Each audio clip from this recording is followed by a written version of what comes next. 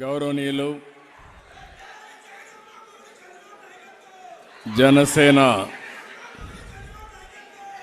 జనసేన అధినేత ఈరోజు సైలెన్స్ మిత్రులు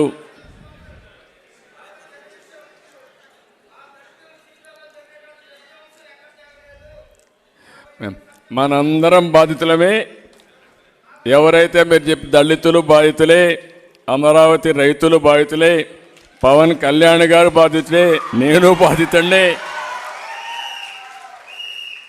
రేపో ఎల్లుండో ఆలపాటి సురేష్ కుమార్ కూడా బాధితుడే.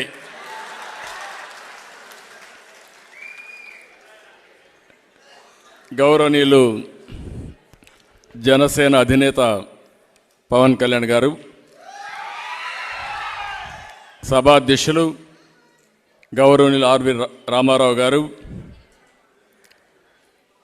సిపిఐ జనరల్ సెక్రటరీ గౌరవనీయులు రామకృష్ణ గారు, అమరావతి ఉద్యమానికి అధ్యక్షులు, రాష్ట్ర ఉద్యమ అధ్యక్షులు శివారెడ్డి గారు, ముప్పాళ్ళ సుబ్బారావు గారు, పోతుల బాలకోటే గారు, ఈ పుస్తకాన్ని బ్రహ్మాండంగా ఒక మాటలో చెప్పాలంటే అందరూ ఈ పుస్తకాన్ని గురించి బాగా పోడారు, వాస్తవాలు చెప్పారు. కానీ ధైర్యంగా ముందుకొచ్చి 5 సంవత్సరాల్లో జరిగిన సంఘటనలు జరిగినట్టు చెప్పిన ఏకైక వ్యక్తి ఆలపాటి సురేష్ కుమార్ గారు. పేరు కూడా మనం చూస్తే ఈ పుస్తకం పేరు విధ్వంసం. ఇది కేవలం పుస్తకం కాదు, ప్రభుత్వాన్ని సమాజాన్ని దగ్గరగా గమనించిన ఒక జర్నలిస్ట్ ధర్మాగ్రహం. నేను చాలా స్పష్టంగా చెప్తున్నా, ధర్మాగ్రహం.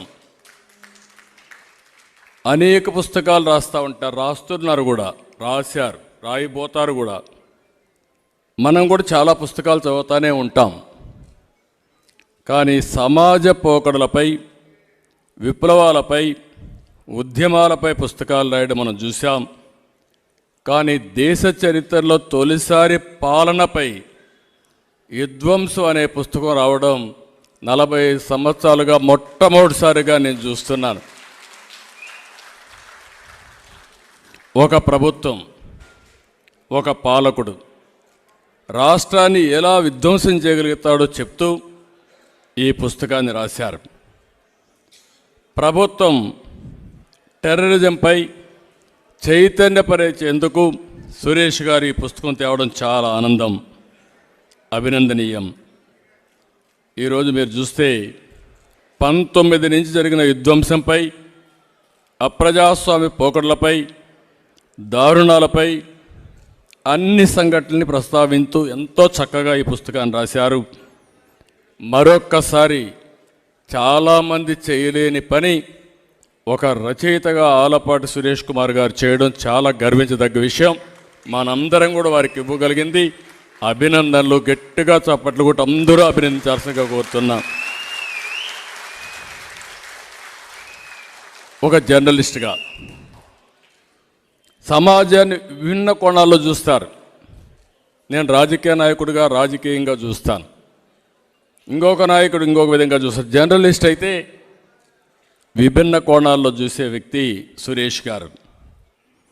రాష్ట్రంలో ఉన్న పరిస్థితి ఇక్కడ లేడు, ఆయన హైదరాబాద్లో ఉంటాడు. కానీ ఇక్కడ జరిగిన పరిస్థితిని చలించి తెగించి ఆయన పుస్తకాన్ని రాశాడు. ప్రజలు ఎంతగానో నమ్మి గెలిపించిన ఈ ప్రభుత్వం ఏం చేసింది, ఎలా వంచింది, ప్రజల జీవితాలను, వ్యవస్థలను ఎలా చిన్నాభిన్నం చేసిందో చాలా చక్కగా ఈ పుస్తకంలో వివరించారు. సమాజంపై బాధ్యతతో, రాష్ట్ర దుస్థితిని చూసి బాధతో రాశారు. వారి చూస్తే నా మనసులో ఏముందో అది చాలా స్పష్టంగా, నా మనసులోనే కాదు 5 కోట్ల తెలుగు ప్రజల మనసులో ఏముందో దాన్ని స్పష్టంగా రాసిన వ్యక్తి ఆలపాటి సురేష్ గారు ఒక నియంత పాలనలో ప్రజాస్వామ్యం విధ్వంసం అయింది. రివర్స్ పాలనలో రాష్ట్ర ప్రభుత్వం రాష్ట్ర భవిష్యత్తు విధ్వంసమైంది. సైకో పాలనలో మన బిడ్డల భవిష్యత్తు విధ్వంసం అయింది. నమ్మి అధికారాన్ని ఇచ్చినందుకు ప్రజల ఆశలు ఆకాంక్షలు విధ్వంసమయ్యాయి. బీసీలు, దళితులు, మైనారిటీల ఆత్మగౌరవం విధ్వంసానికి గురైంది. ఇవన్నీ చూసి సురేష్ ఈ పుస్తకంగాన్ని తీసుకొచ్చారు. ఒక మాటలో చెప్తున్నా, ఈ 5 ఏళ్లలో రాష్ట్ర భవిష్యత్తు విధ్వంసమైంది, భావితరాల భవిష్యత్తు విధ్వంసమైంది. ఈ విషయాన్ని మనందరం గుర్తుపెట్టుకోవాల్సిన అవసరం ఉంది. ఒక బ్రాండ్ దెబ్బతింటే ఆ రాష్ట్రం ఏదైనా చూడండి, మీరు ఒక వ్యక్తి కానీ, ఒక సంస్థ కానీ, ఒక రాష్ట్రం కానీ బ్రాండ్ దెబ్బతింటే మళ్ళీ దాన్ని రివైవ్ చేయాలంటే చాలా సమయం పడుతుంది. అలాంటి విధ్వంసం జరిగిందని చాలా స్పష్టంగా వారు చెప్పగలిగారు. 185 అంశాలు ఆయా సంఘటనల్ని వారు ఎంత బాగా తీసుకొచ్చారంటే అంత బాగా తీసుకొచ్చారు. ఒక రాష్ట్ర ముఖ్యమంత్రిని ప్రజలు సైకో అని పిలుస్తారంటే పరిస్థితి అందరం అర్థం చేసుకోవాల్సిన అవసరం ఉంది. ఒక్కసారి తిట్టచ్చు, కోపంలో మాట్లాడచ్చు, పదే పదే నష్టం జరిగిన ప్రతి ఒక్క వ్యక్తి కూడా సైకో సైకో అని చెప్పారంటే అందులో ఎంత యథార్థం ఉందో ఒక సంఘటన. సురేష్ గారిని ఇంకొకదానికి అభినందిస్తున్నా. ఒక వ్యక్తి విధ్వంసం చేసినప్పుడు ప్రజలకు భావితరాలకు గుర్తుండే విధంగా ఆయన రాసిన పుస్తకాన్ని అమరావతి కోసం పోరాడే మహిళలకు అంకితం చేయడం, రైతు మహిళలకు అంకితం చేయడం ఆయన నిజాయితీకి అద్దం పడుతుంది. రాష్ట్రంలో ఉండే ప్రజలందరూ అర్థం చేసుకోవాల్సిన అవసరం ఉంది. దేశంలో, ప్రపంచంలో ఉండే ప్రతి ఒక్కరు అర్థం చేసుకోవాల్సిన అవసరం ఉంది.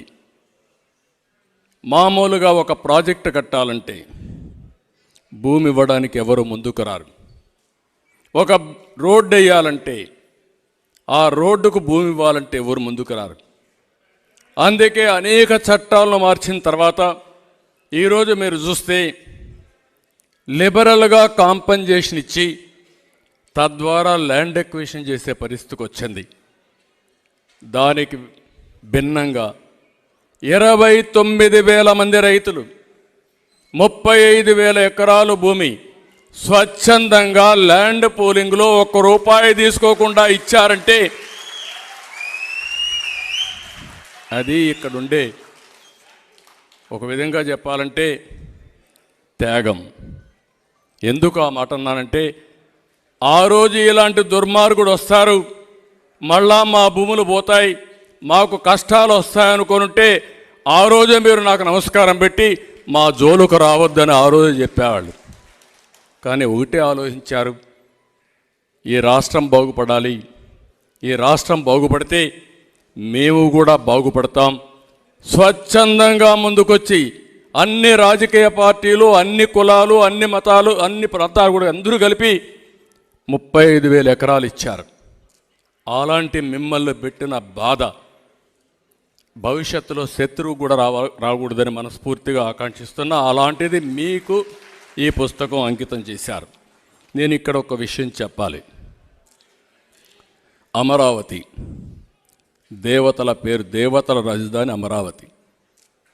ఆ రోజు అందరిని అడిగిన తర్వాత, అందరూ ఒప్పుకున్న తర్వాత అమరావతి పేరు పెడితే బాగుంటుందని అమరావతి పెట్టాం.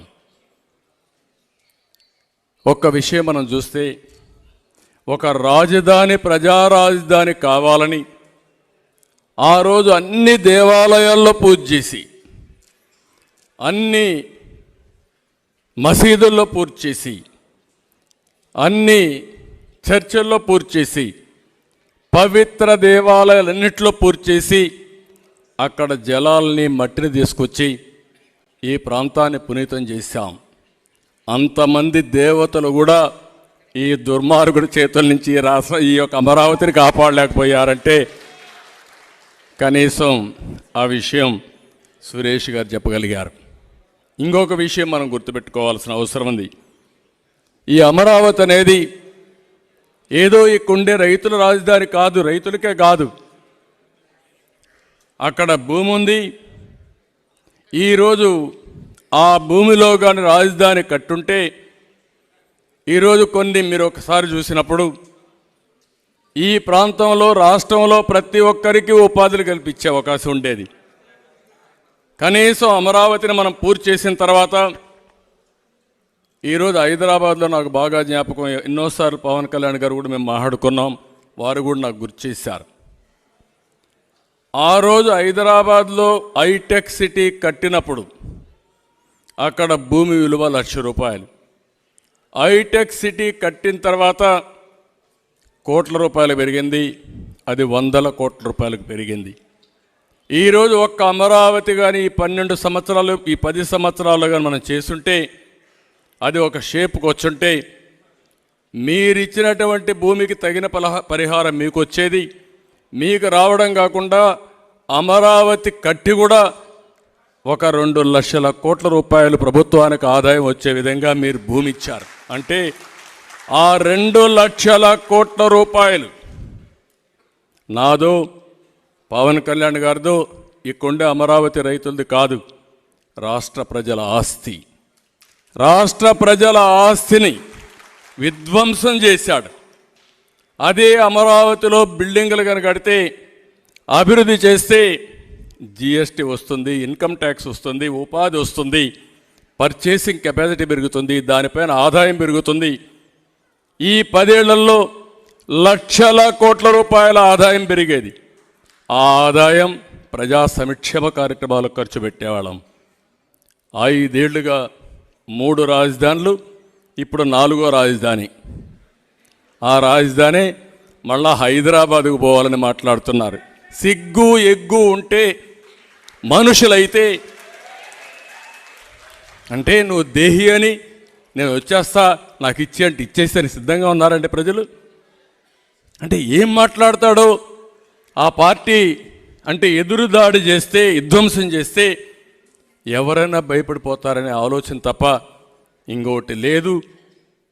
కనీసం ఈ రాష్ట్రంలో ఇప్పుడు మాట్లాడుతున్నారు, మాకు ఒక అమరావతి, హైదరాబాద్ మారికి ఒక రాజధాని కావాలి, విశాఖపట్నం మారికి ఒక రాజధాని కావాలి, లేకుంటే బెంగళూరు మారికి ఒక రాజధాని కావాలి, లేకపోతే చెన్నై మారికి ఒక రాజధాని కావాలి. మళ్ళీ 10 ఏళ్ళు అయిపోయింది, కోర్టులో కూడా మేమేం చేయలేకపోయాం. మా విధానం 3 రాజధానులు, మళ్ళా తిరిగి వస్తే 3 రాజధానులు కాదు 4వ రాజధాని కోసం పోరాడతామని చెప్పే పరిస్థితికి వచ్చారంటే ఎంత నీచంగా ప్రవర్తించారో మీరు గుర్తుపెట్టుకోవాలి. ఈ పుస్తకం కూడా చాలదు అనిపిస్తుంది నాకు. ఆయన రాశారు కానీ పాపం విధ్వంసం కాదు ఇది. ఈ అరాచకానికి ఏ పేరు పెట్టాలని అర్థం కాని పరిస్థితి ఉంది. అందుకే నేను అన్నా ఒక సైకో విధానం అని. మామూలు వ్యక్తులు ఈ పని, మీరు ఉండేవాళ్ళు ఎవరిని అడుగుతున్నా, ఇలాంటి పనులు చేసి మళ్ళీ సమర్థించుకునే మనస్తత్వం ఎవరికైనా ఉందా అని మిమ్మల్ని అడుగుతున్నా. అది దీంట్లో ప్రత్యేకత. మన పుస్తకంలో చాలా స్పష్టంగా చెప్పారు. ప్రజావేదిక కూల్చి, నేను అక్కడ ఇల్లు ఆడనే ఉన్నా, సర్వ విధాలా ప్రయత్నం చేశాడు. నేను ఉండే అద్దె ఇంట్లో నుంచి నన్ను వెకేట్ చేయించడానికి 5 ఏళ్ళు ప్రయత్నం చేశాడు, కానీ ఆయన వల్ల కాలేదు. కడాన పక్కనుండే ప్రజావేదిక కూల్చి ఆ డెబ్రిస్ కూడా తీయకుండా అట్లనే పెట్టి ప్రతిరోజు నేను దాన్ని చూసి బాధపడాలనే వ్యక్తిని ఏమనాలో మీరే ఆలోచించుకోవాల్సిందిగా మిమ్మల్ని కోరుతున్నా. అంటే నేను దాన్ని చూసి బాధపడాలి. నేనేమడిగాను, అక్కడ పక్కన ఒక ఇది ఉంది, ప్రతిపక్ష నాయకుడిని, దాన్ని నేను వాడుకుంటాను ఇమ్మని చెప్పి ఒక లెటర్ పెట్టాను. నాకు ఇవ్వకపోతే అది కావాలంటే ప్రభుత్వ కార్యక్రమాలకు వాడుకోండొచ్చు, కానీ నేను అడిగాను కాబట్టి అడిగిన దానికి ఏ విధంగా నేను నిరూపిస్తానని రాష్ట్రం మొత్తం చూస్తూ ఉంటే ప్రొక్లైన్స్తో రేపు ఉదయానికి దీన్ని విధ్వంసం చేయాలని చెప్పిన వ్యక్తి ఈ సైకో ముఖ్యమంత్రి. ఆ విషయం మనం గుర్తుపెట్టుకోవాల్సిన అవసరం ఉంది. ఈరోజు ఇదే కాదు, ఇప్పుడే చాలామంది చెప్పారు, ఒక్క విషయం మీరు చూస్తే ఏ ముఖ్యమంత్రి అయినా సరే, ఏ ప్రజాప్రతినిధి అయినా సరే, కడాన రాజకీయాల్లో ఉండే అధికారం రాదు. కానీ మా రామకృష్ణ గారు ఇప్పుడు మాట్లాడినా నా రాష్ట్రం ఇండస్ట్రీస్ రావాలని మాట్లాడతారు. ఇక్కడ ఉండే పిల్లలకు ఉద్యోగాలు రావాలని పోరాడతాం, ఉద్యమాలు చేస్తాం. అది మనందరం చేసే పని. వచ్చే ఇండస్ట్రీస్ని తరిమేసిన ఏకైక ముఖ్యమంత్రి నా సర్వీసులో 40 సంవత్సరాల్లో మొట్టమొదటిసారి చూశాను ఈ ముఖ్యమంత్రిని. ఎక్కడెక్కడో తిరిగా నేను. ఒక కియా మోటార్స్ తేవాలంటే సౌత్ కొరియాకు 3 సార్లు వెళ్ళా. మా సెక్రటరీని పంపించా. వాళ్ళందరికీ అవన్నీ చెప్పి ఏమేమి ఇస్తామో పోటీలో చెప్పిన తర్వాత వాళ్ళు వస్తే కియా మోటార్స్ పెడితే చిత్తూరు జిల్లాలోనే ఇండస్ట్రీ పెట్టాలి, నా జన్మభూమి రుణం తీర్చుకోవాలని, నా గడ్డ మీద ఇండస్ట్రీ పెట్టి నా వాళ్ళకు ఉద్యోగాలు ఇవ్వాలని అమర్ రాజా బ్యాటరీస్ అక్కడ ఇండస్ట్రీ పెడితే వేధించి అమర్ రాజా బ్యాటరీస్ తెలంగాణకు పారిపోయాడికి జగిలిగాడంటే ఎంత దుర్మార్గుడో మీరు అర్థం చేసుకోవాలి. కడాన అమర్ రాజా బ్యాటరీస్ ఇక్కడే మీ ఎంపీనే గల్లా జయదేవ్. ఈ బాధ భరించలేక ఆ ఇండస్ట్రీ కూడా కాపాడుకోవాలి కాబట్టి రాముడు మారిగా రాజకీయాలకు విరామం ఇచ్చిన వ్యక్తి ఈరోజు గల్లా జయదేవ్. అంటే ఒక వ్యక్తిని కూడా రాజకీయాలు కూడా చేయనీయకుండా చేయగలిగాడంటే ఇంకా నేను కానీ పవన్ కళ్యాణ్ గారు మీరు చూసుంటారు. మేమిక్కడ దృఢ సంకల్పంతో 5 కోట్ల భవిష్యత్తు ఏ విధంగా కాపాడాలనే సంకల్పంతో ముందుకు పోతున్నాం తప్ప ఇంకోటి కాదు. ఆ విషయం మీరు చూడాలి. కడాన అన్నా క్యాంటీన్ నాకైతే అర్థమే కావడం లేదు. ఇప్పుడు కూడా డైజెస్ట్ చేసుకోవాలన్నా ఆలోచించాలన్నా మైండ్ కూడా పనిచేయడం లేదు. అన్నా క్యాంటీన్ ఒక కాన్సెప్ట్. అది ఎవరైనా పెళ్లి చేసుకున్నా లేకుంటే మీ జన్మదిన సందర్భంగా కానీ 10 మందికి అన్నదానం చేయాలంటే అన్నా క్యాంటీన్ బుక్ చేసుకునే అవకాశం ఉంటుంది. ఎన్టీ రామారావు గారు మొట్టమొదటిసారిగా ముఖ్యమంత్రి అయినప్పుడు తిరుమలలో దేవస్థానం తరపున అన్నదాన కార్యక్రమం ఏర్పాటు చేస్తే అది ఈరోజు 1000 కోట్ల రూపాయల కార్పస్తో చాలామంది బుక్ చేసుకుంటున్నారు. ఒకరోజు పెడుతున్నారు, ఒక పూట పెడుతున్నారు, డబ్బులు ఇస్తున్నారు.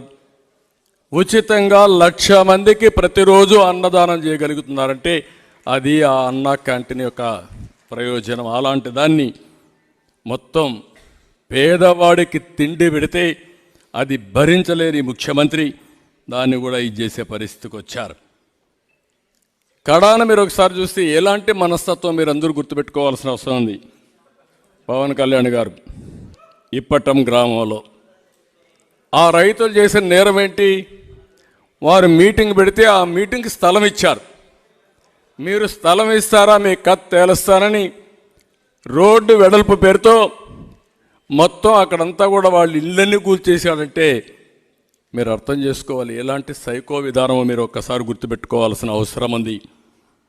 ఇదే కాదు, ఒక దళితుడు మాస్క్ అడిగాడు. ఇప్పుడే మా మిత్రులు చెప్పారు, మొదటి స్టార్ట్ అయింది ఇదే. సుధాకర్ ఏమడిగాడు? నేను ఒక డాక్టర్ని, నేను కష్టపడి పనిచేస్తాను, కానీ కరోనా ఉంది, మాస్క్ ఇవ్వండి, సేఫ్గా ధైర్యంగా నా ప్రాణాన్ని కాపాడుకుంటూ అందరి ప్రాణాలు కాపాడుతానని అడిగాడు. నువ్వు ఒక దళితుడివికి నీకు ఎంత ధైర్యం వచ్చిందా?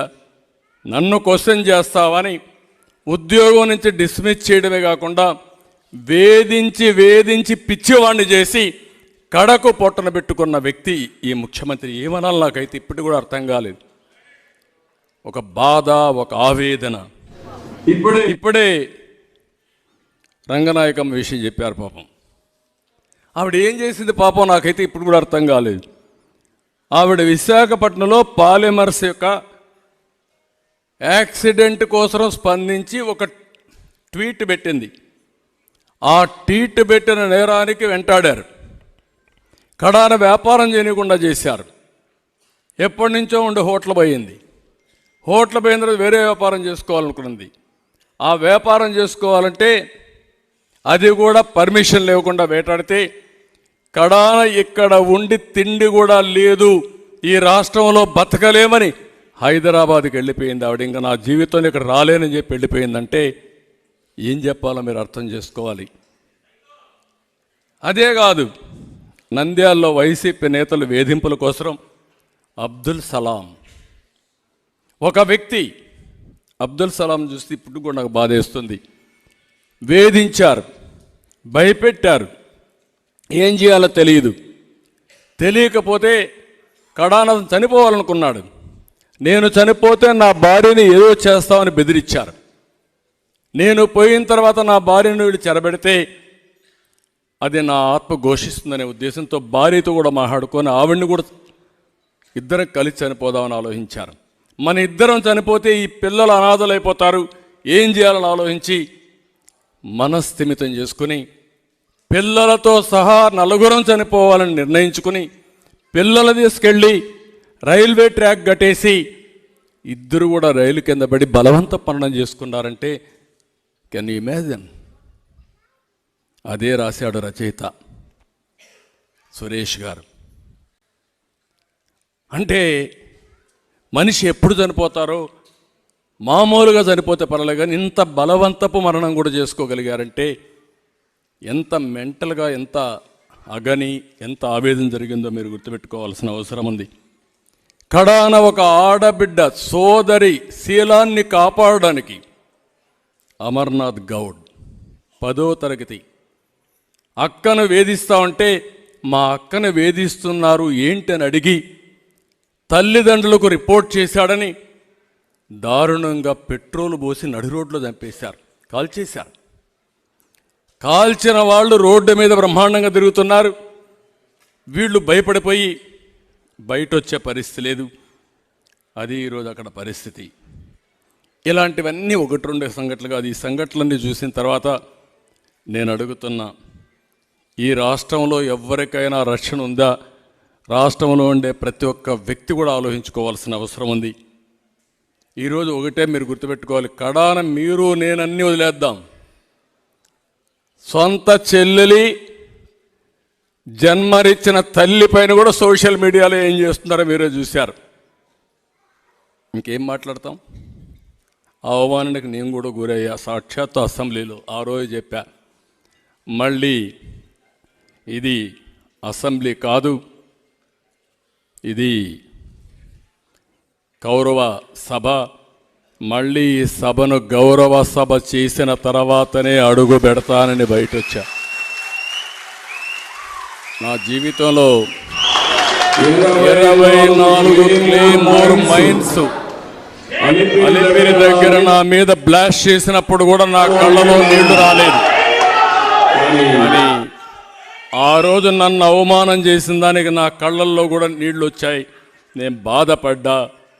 అది నా జీవితంలో మొట్టమొదటిసారిగా బాధపడిన సందర్భం ఏదైనా ఉంటే ప్రాణానికి బాధపడలేదు. కానీ ఈ దుర్మార్గులు చేసిన అవమానానికి నేను కూడా కళ్ళ నీళ్లు పెట్టుకున్నానంటే ఒక్కసారి 5 కోట్ల మంది ప్రజలు ఆలోచించుకోవాల్సిన అవసరం ఉంది. ఎవరికి తప్పలా. సరే, ఇటీవల జరిగిన పరిణామాలు అవన్నీ ఉన్నాయి, అవన్నీ నేను మాట్లాడడం లేదు. ఒక దళిత డ్రైవర్ని ఎమ్మెల్సీ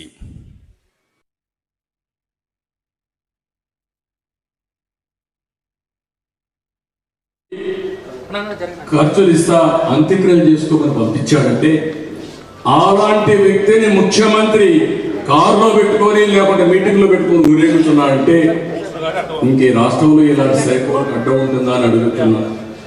అది ఈరోజు జరిగే పరిస్థితి వచ్చింది. నాకు ఒక చిన్న స్టోరీ కూడా ఇక్కడ పోలీస్ ఆఫీసర్ కొంతమంది రాష్ట్రంలో కొందరికి ఉంటుంది, కొంతమంది మీకు కూడా గుర్తుంటుంది, రామకృష్ణ లాంటి నాయకులు కూడా గుర్తుంటుంది. నేను సమైక్య ఆంధ్రప్రదేశ్లో ముఖ్యమంత్రిగా ఉన్నా. సమైక్య ఆంధ్రప్రదేశ్లో ముఖ్యమంత్రిగా ఉంటే ఒక సీరియస్ కిల్లర్ అతను ఒకటి ఐడెంటిఫై చేసుకునేవాడు. ఎక్కడన్నా ఆడవాళ్ళు ఉంటే, ఒంటరిగా ఉంటే అక్కడికి వెళ్ళి వాళ్ళని చంపేసి తప్పించుకొని వెళ్ళిపోయాడు.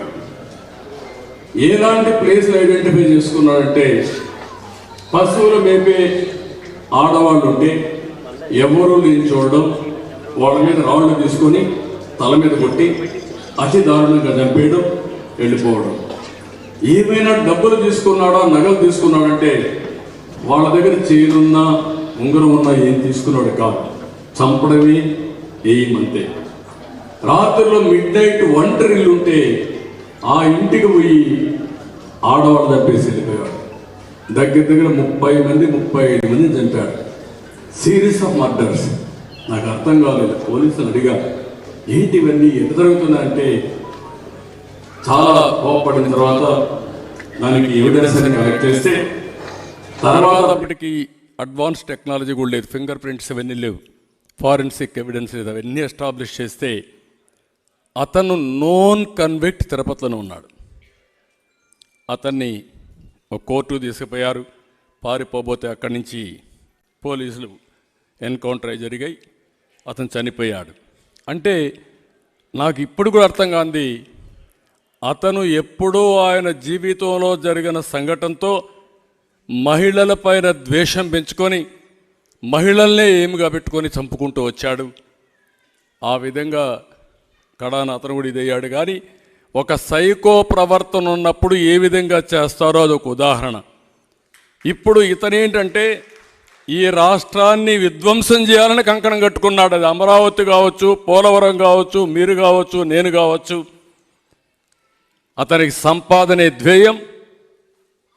ఎవరు అడ్డం వస్తే వాళ్ళు పవన్ కళ్యాణ, చంద్రబాబు నాయుడు, లేకుంటే సురేష, లేకుంటే ఇంకొక వ్యక్తి నిమిత్తం, దానికి నిమిత్తం మాత్రం మనం అందరం ఆయన ఇష్ట ప్రకారం చేసుకొని వెళ్ళిపోతాడు. ఈరోజు ఇవన్నీ చూసిన తర్వాత ఒకటి కాదు, మద్యం, ఇసుక, మైనింగ్,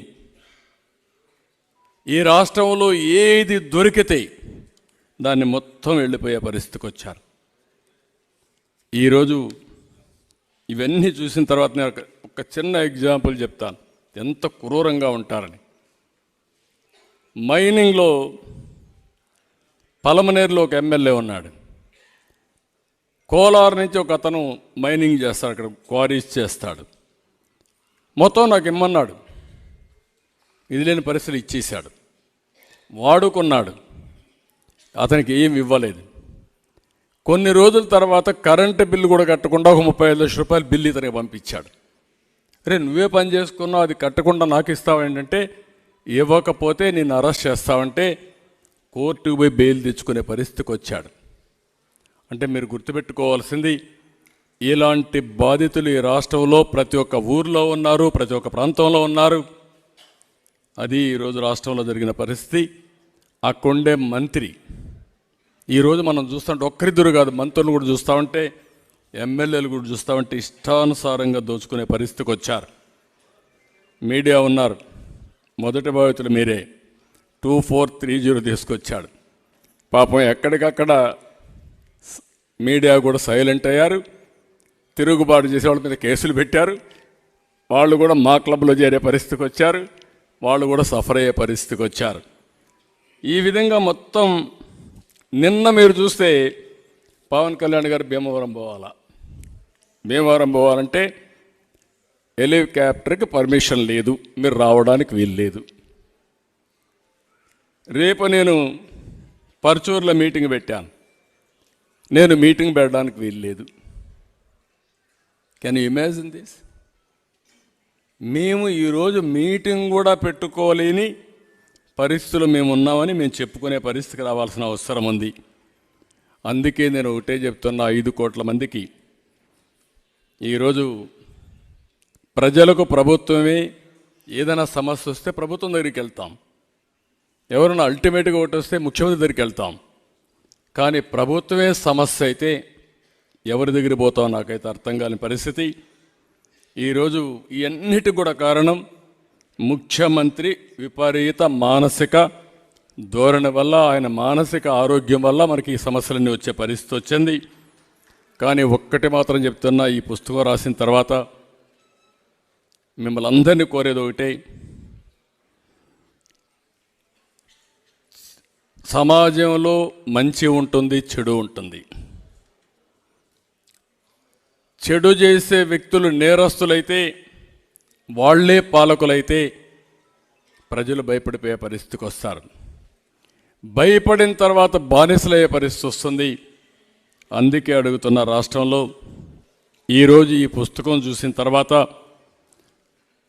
ప్రతి ఒక్కరికి విజ్ఞప్తి చేస్తున్నా, మీరు కూడా చెడుని పూర్తిగా నివారించడానికి నడుం కట్టాల్సిన అవసరం ఉంది. కులం, మతం, ప్రాంతం, వర్గం అని లెక్కలేస్తే కుదరదు. ప్రతి ఒక్కరు గుర్తుపెట్టుకోవాల్సింది, మనందరం కులాలకు, మతాలకు, ప్రాంతాలకు అతీతంగా చైతన్యం కావాలి. ఈ రాష్ట్రంలో సమర్థవంతమైన యువత ఉంది, సహజ వనరులు ఉన్నాయి, పుణ్య నదులున్నాయి, సముద్ర తీర ప్రాంతం ఉంది, బంగారు పండే పొలాలున్నాయి, బంగారు పండించే రైతాంగం ఉన్నారు. కానీ ఇవన్నీ ఉన్నాయి, కానీ ఈ రాష్ట్రం ఎక్కడికి పోయిందో మీరు ఒక్కసారి గుర్తుపెట్టుకోవాలి. ఇక్కడ పుట్టిన వాళ్ళు వేరే రాష్ట్రాలకు పోయి బ్రహ్మాండంగా అక్కడ రాణిస్తున్నారు. ఇక్కడ పుట్టిన వాళ్ళు వేరే దేశాలకు పోయి అక్కడ బ్రహ్మాండంగా రాణించి పారిశ్రామికవేత్తలు అయిపోతున్నారు. కానీ ఇక్కడ మాత్రం మనందరం ఇబ్బందులు పడే పరిస్థితికి వచ్చాం. ఇక్కడ ఒక విషయం గుర్తుపెట్టుకోవాల్సిన అవసరం ఉంది. ఎక్కడైతే భయంగా బతుకుతామో, భయం ఉన్న దగ్గర స్వేచ్ఛ ఉండదు. స్వేచ్ఛ లేనిది ఇక్కడ అభివృద్ధి ఉండదు. అభివృద్ధి లేనిది ఇక్కడ ఆలోచనే రాదు. ఎందుకంటే ఆలోచన చేసిన ఆచరణ చేయలేం కాబట్టి ఇంకా ఆలోచన కూడా చచ్చిపోయే పరిస్థితి వస్తుంది. అందుకే నేను ఒకటే మిమ్మల్ని కోరేది, ఈరోజు ఇన్ఫర్మేషన్ టెక్నాలజీ వచ్చింది. ఒకప్పుడు నన్ను ఇన్ఫర్మేషన్ టెక్నాలజీ వచ్చినప్పుడు ఎగతాళి చేశారు.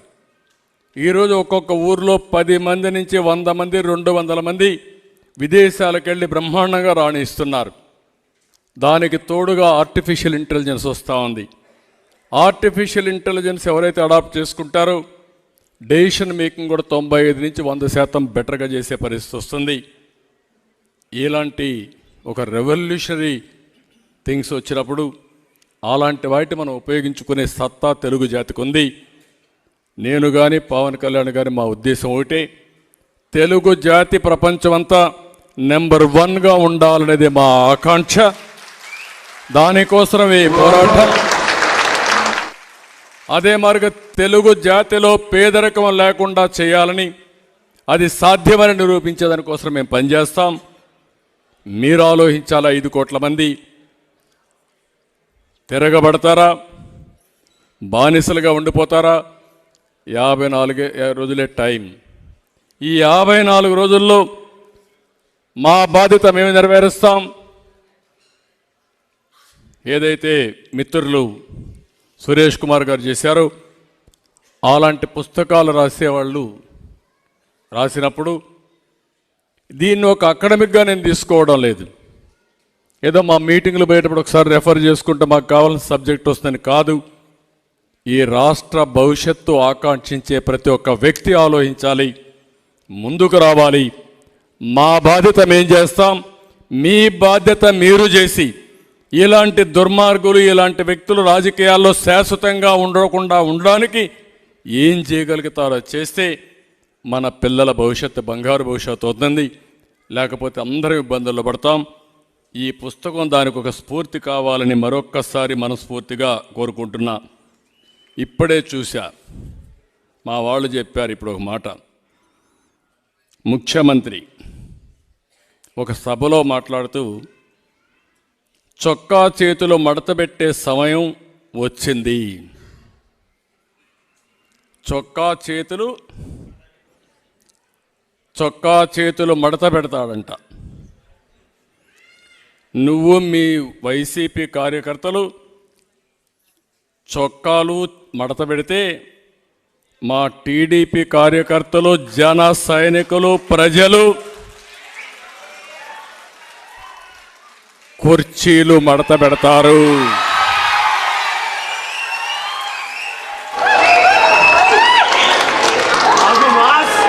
మళ్ళీ చెబుతున్నా,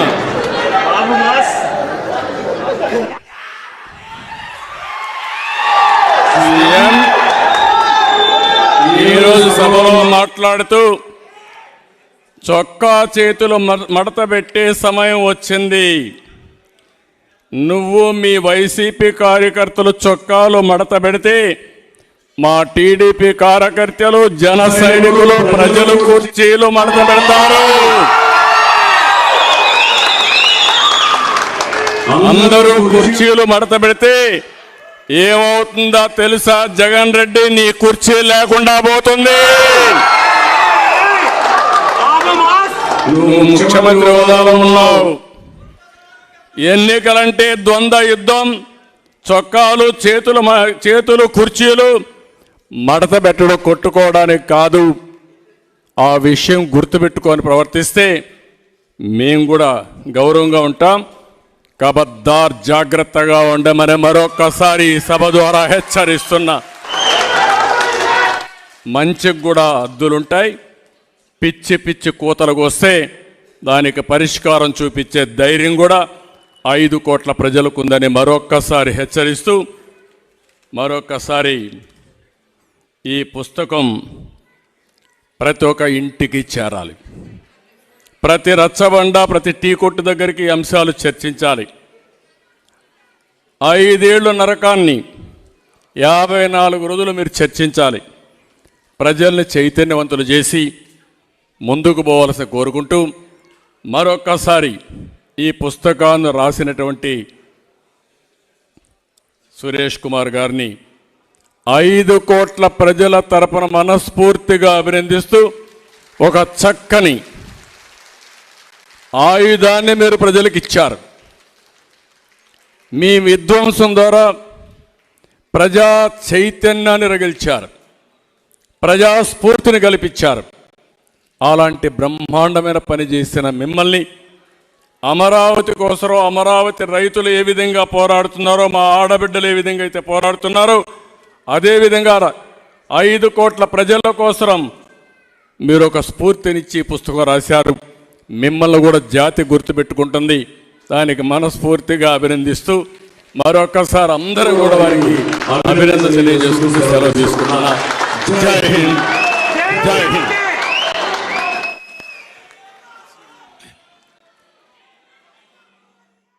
మా వీడియో మీకు నచ్చినట్లయితే please like, share and subscribe.